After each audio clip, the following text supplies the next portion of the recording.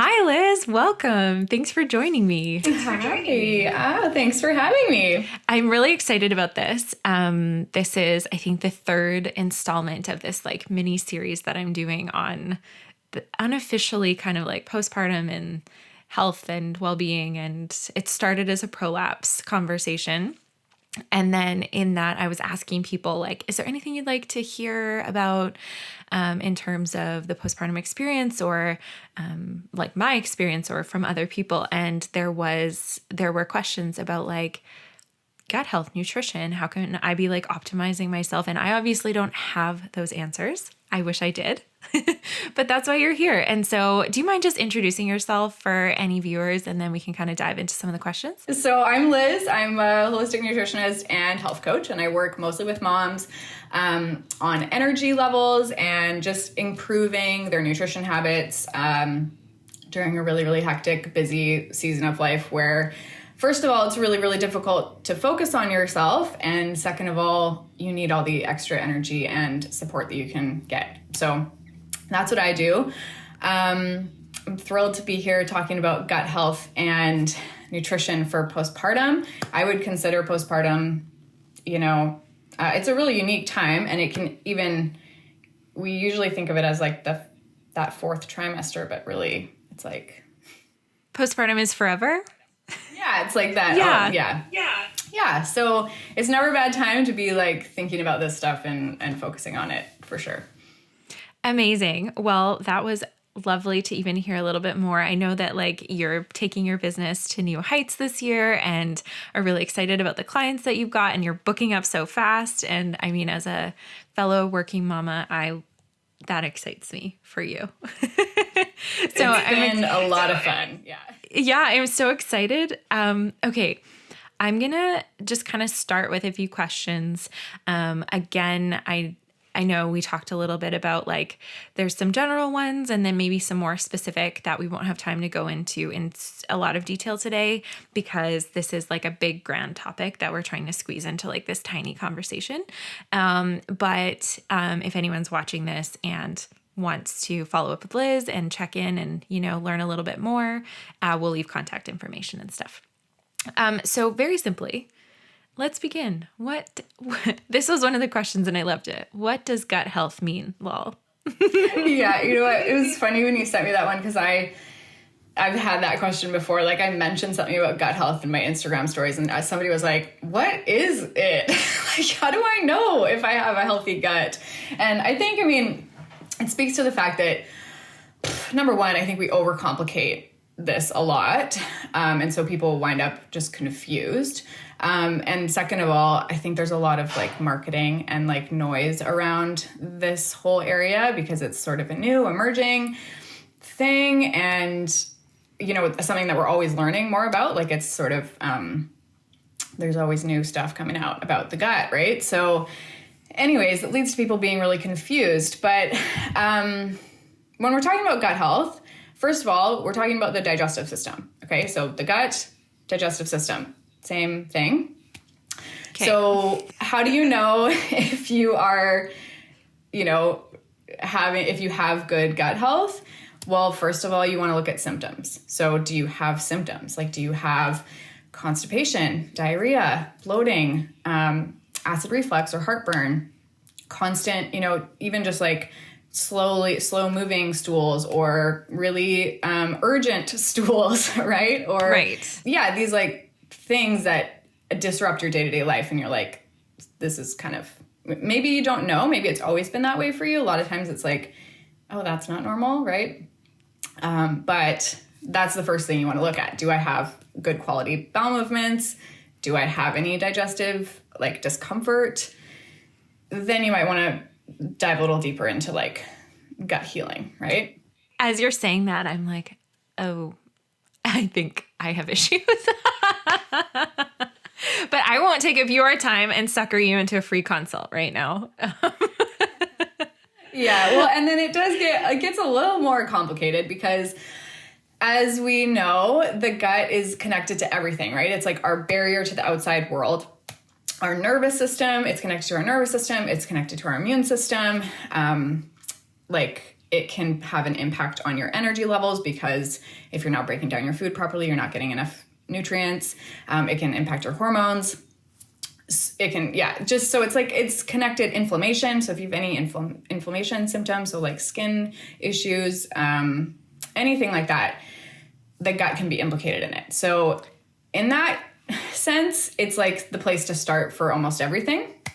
But yeah, in terms of like, do I have a healthy gut? Like if you're generally healthy and you don't have any of those kind of symptoms that I just mentioned, and you don't have any digestive symptoms, and you're having 1 to 3 bowel movements a day and you feel good about them, like you're probably on the right track. So from what I'm gathering then, and I mean, even from my own kind of diving into this a little bit with my second postpartum experience, my first one, I really did not focus on this at all. And I was kind of floundering and just like figuring out motherhood, and I really felt like I did not take care of nutrition in my body in those first months. And this time I did. And I actually found like, I weighed back and forth, like, is this just because I've done this before, or is this actually, has this made a difference? I felt like my recovery was a little bit more straightforward. I felt like I had more energy. I didn't feel like I was crashing all the time, but I really did, focus on that 4th trimester, the first 40 days, and then trying to maintain something since, but really focused on that. And I was like, oh, this actually seems to have an impact on my recovery and well-being. So kind of with that being said, there's a couple questions that came in that centered around like general immunity, which we can get to. I know that's like a big topic that probably should maybe just come hang out with you for. But there were 2 questions. One was, what should I be eating or not eating after having a baby? And the other one was just talking about metabolic demands of a breastfeeding mama, which I know those kind of go a little bit hand in hand. So kind of taking that into consideration, what can you tell us about that in relation to what you've kind of just enlightened us on the general gut health idea? I realize nutrition and gut health are 2 different beasts, but we're cramming a lot into this. I love that question. What should I be eating or not eating?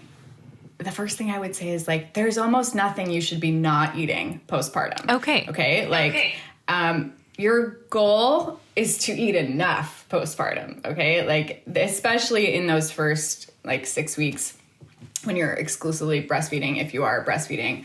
And even if you're not, the recovery from pregnancy and labor and all of that, like your goal is to be getting enough food and enough nutrients. And something that I see a lot in this, specifically with people who do have like gut health issues, or maybe have been around the like holistic space, or have done like history of dieting or anything like that, is they'll think that there's a lot of foods that they shouldn't be having, right? They'll think that they need to like cut out a ton of stuff. But if you're like cutting out gluten and dairy and sugar and blah, blah, blah, like all these things, and going keto and vegan and all that kind of stuff, it's like you are so much higher at risk for not getting enough nutrients when you're already in a place where you're taking care of a baby all day. So like your like risk of not being able to get enough nutrients is already high. It's already hard enough to focus on getting enough to eat, regardless of like maintaining all of these like rules around what you're eating. Is that, It totally does. And I think you're in like a state of like depletion, really. Like, and I still feel it. I'm 7 months and I'm still exclusively nursing, which I didn't with my first. And even I'm like, oh my gosh, like, she has days where she'll pick up or she'll be sick and, she feeds more. And I'm like, oh, I'm so hungry. And like, even those first fresh postpartum days where you're just like, I cannot eat enough. Like, I'm so hungry. But that quick, I think like that diet culture kind of like voice is like, oh, but like baby weight, baby weight, baby weight. And so I love that. I think that's a great distinction. Like, unless there's a specific reason to not eat something, like very specific to you. Allergic, right? Like, or, if you like, certainly if you notice something that like always makes you feel sick, don't eat it. But I mean, this notion that we all need to just eliminate all these things, like, your goal should be to be able to include a lot of things. And if you find that you are really sensitive to a lot of foods, that's probably an indicator that you need to work on your gut health. Right. Full circle. Right. Yeah. Full circle. Yeah, exactly. So in terms of foods that like maybe would be more helpful in that stage, if not always, but specifically in that kind of period. So yeah, your nutrient needs go up in postpartum, right? I'm not sure you probably have heard this before, right? Like, yes, you need like 200 calories more than you did in your third trimester, that estimated if you're exclusively breastfeeding. And so really, like I said, making sure that you're eating enough. I would generally try to emphasize protein. And those, like, what I would say is like making sure that you're eating like 3 solid meals a day that include a source of protein and then maybe a snack, right? Yes. Source of protein. Yes. My like always my recommendation for like building a balanced meal is protein, fiber, some kind of fiber. So whether that's like a fiber-rich carbohydrate or veggie, definitely making sure that that's present, and a healthy fat. So that's like, nuts, seeds, avocados, olive oil, that sort of thing. So that's going to make you feel satiated, first of all. And it's also going to ensure that you're like hitting all the bases in terms of your nutrient needs. In terms of portions, I mean, it can vary obviously person to person, but a good rule is like 1 or 2 palms of protein at a meal is a great goal. That's important for like rebuilding, right? Yeah. Like it's not a small amount. But isn't that the case though? I feel like, and I don't know if this is true for a lot of your clients, but protein seems to be something I struggle with getting enough of. And I come from like a history of like obsessive macro tracking and like, and I sometimes have to like silence that. But protein was something that it was so hard for me to get that much. Like, I don't know what it is. Maybe it's time. Maybe it's just like protein sometimes feels like it takes time, especially if it's like an animal protein. I don't know. Anyways, I just keep coming back to it. Protein.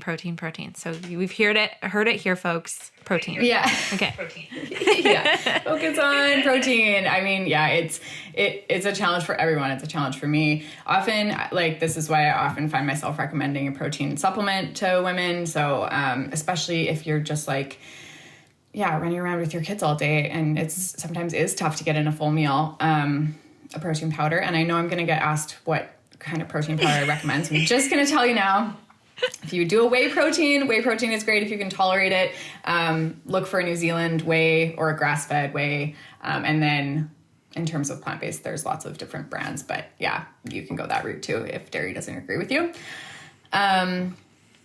Does that answer your question? That does. No, I think that's really great. And I think this is kind of, again, like you mentioned, like a lot of conversations around like food are like, do this specifically, or don't eat this, or do eat this, like superfoods, and I think then it's like, okay, well, which ones, and that stress around which ones, as opposed to it actually being quite simple, like you need to eat enough.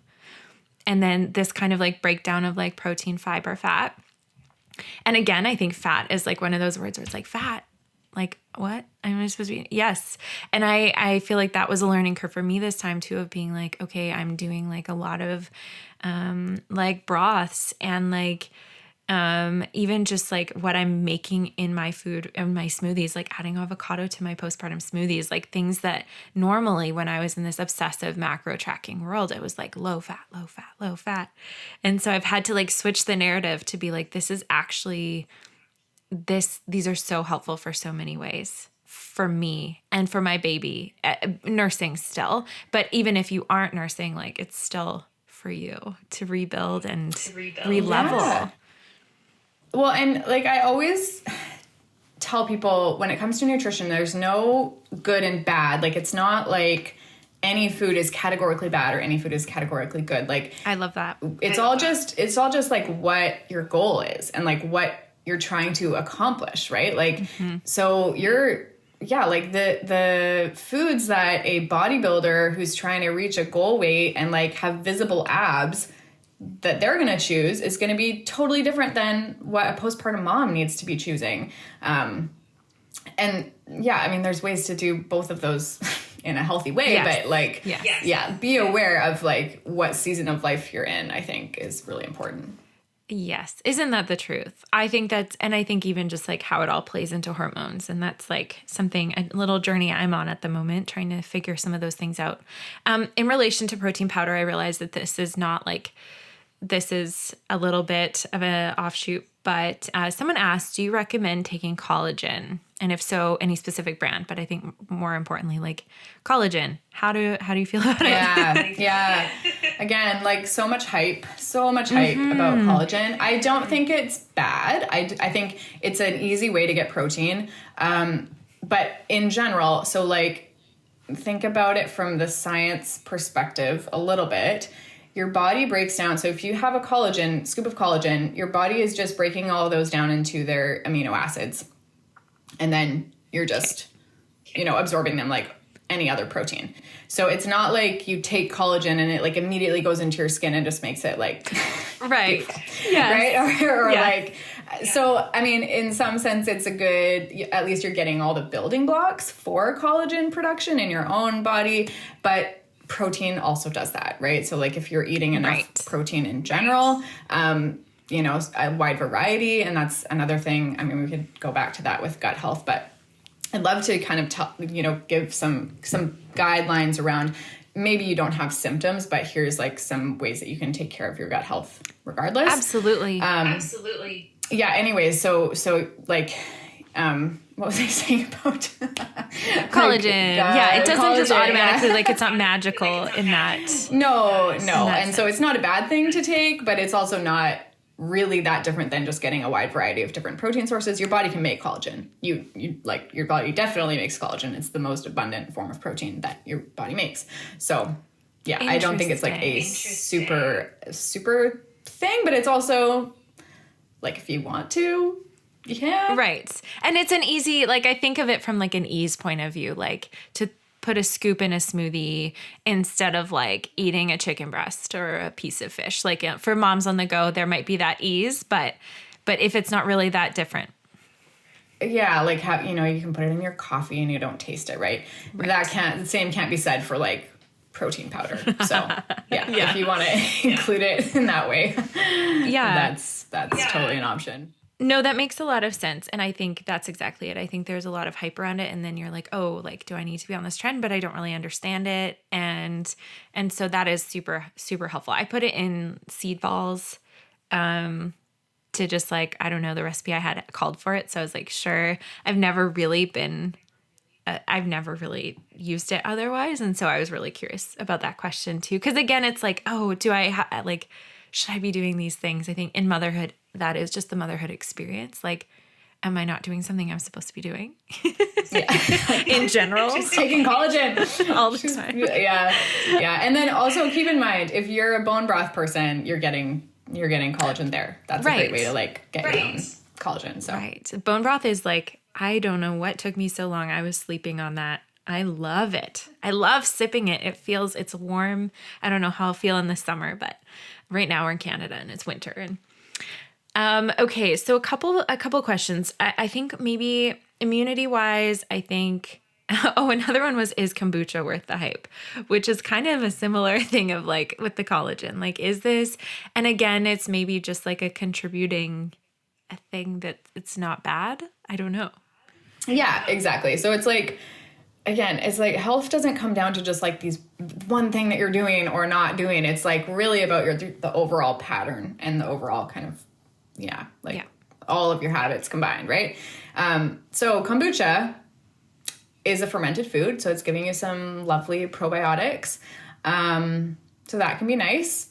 But yeah, is it like the like epicenter of like everything healthy and you like need to be having it? No, there's other ways you can get fermented foods. There's other ways that you can get probiotics. And yeah, so I will say, I mean, it is helpful if you're working on your gut health, you want to improve the status of your microbiome, including fermented foods is great.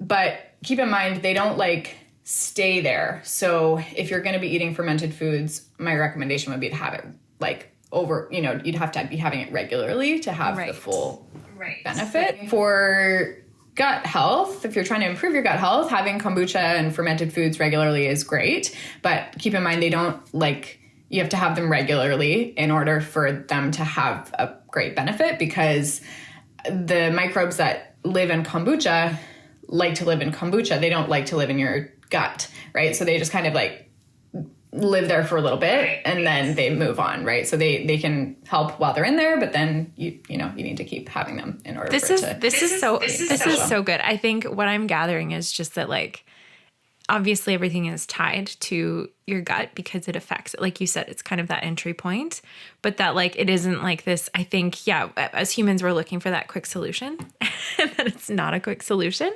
And even taking care of ourselves postpartum, that it's not just like eat, those, like, I don't know, probiotics and broths and like all this stuff. It's much more nuanced than that.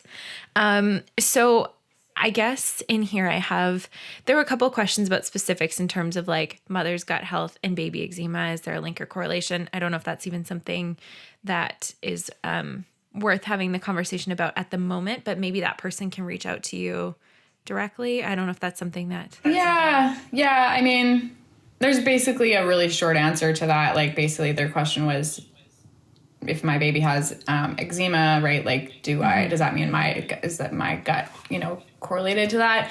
And there's not really a clear picture based on the research. Some people, benefit from the moms having a probiotic and their babies, like, it showed that they had less eczema, but some didn't. So yeah. Like, no harm in trying, but like maybe... No harm in trying. And same with, like, if your baby does have eczema, same thing. You can try giving them a probiotic. It helps for some babies. It doesn't help for other babies. So again, like, the gut it's not like a one, it's very nuanced and very individual, and it's not very simple, right?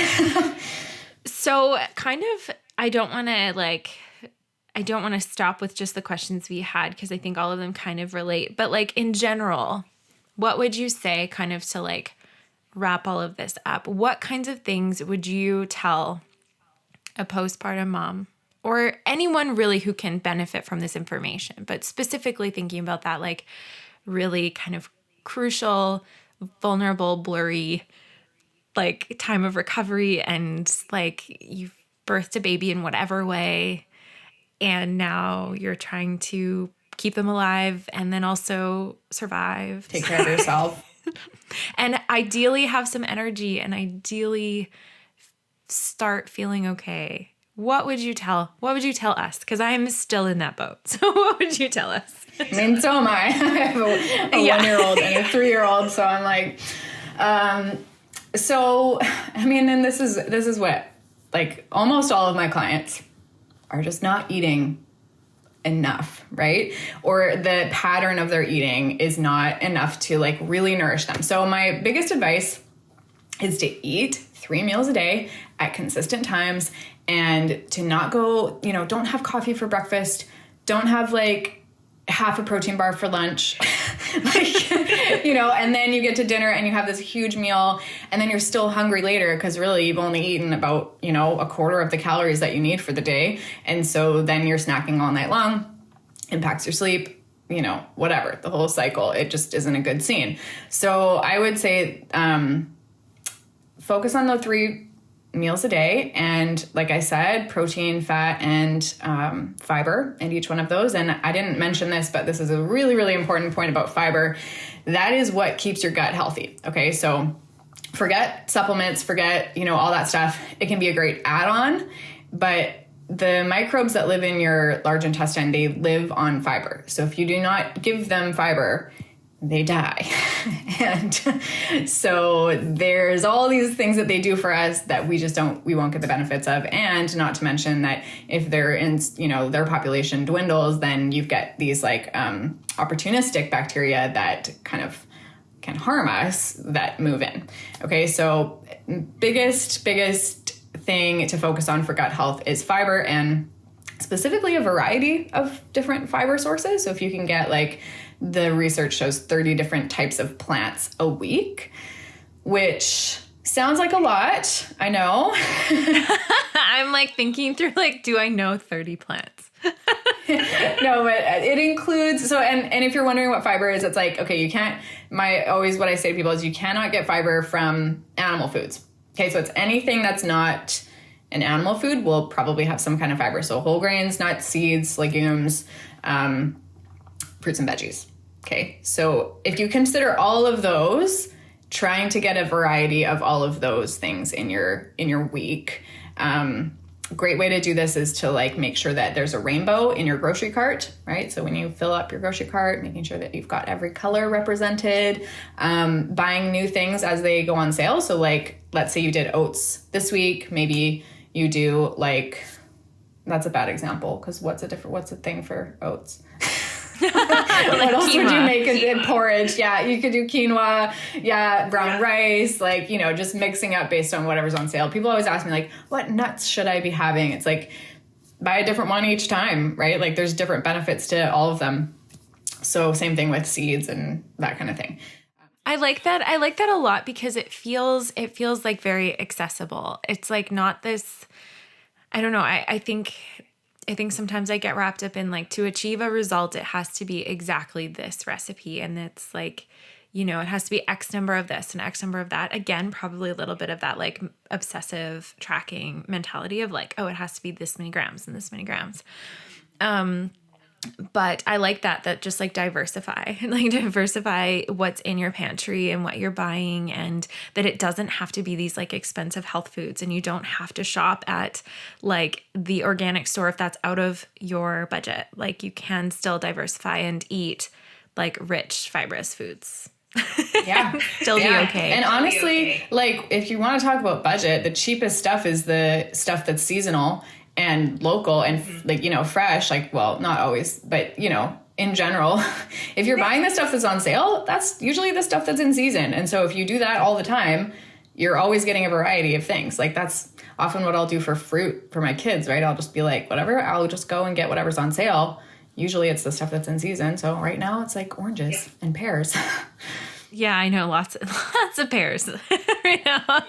No, I think that even just like thinking about those fresh postpartum days too, I think that gives an idea of like what you can prepare for food for afterwards too. Like if you have the capacity in late pregnancy to like put together meals, like some of those things to consider, like whether it's seeds or fiber. I think even fiber from like your first postpartum poop perspective, like just some of those things that I think people don't want to talk about because it's like, oh, that's not the pretty part of like having a baby, but like how crucial to just like your well-being. And just how much better you're going to feel if you're just like getting consistent nutrients, right?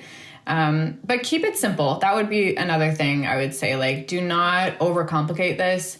You don't have to be going on some kind of like program or cleanse or, like it doesn't have to be complicated, and in fact that's probably going to make it worse for you. Like you're not going to do it if it's too complicated, right? So totally, 15-minute meals, make leftovers, like get people to help you, just accept help and keep it easy. Well, and I like, I think we could talk about this forever and ever, but I also just want to be able to point people in your direction in terms of like what you're doing. Cause already I know that like you are almost like just like a year postpartum with your second. And so you're kind of in this, you're figuring this out and the working thing and managing it all. But you're taking clients and you're doing the thing. So what can people expect? How can they get in touch with you? Yes, I am taking clients. I'm loving it. I love helping moms. I love supporting moms. So basically anybody who wants help with their nutrition habits, better energy, if you want to reach a happier weight, that's kind of how I put it. That's all part of what I do. And it's within like a 3-month program. So that's sort of, what I love to do. I help people with kind of the, get rid of the noise so that there's so many things you can think about when it comes to nutrition. So like when you already are mentally maxed out, like what do I need to actually do? What do I need to focus on? And we work kind of bit by bit, lots of coaching, lots of help. So that's what I do.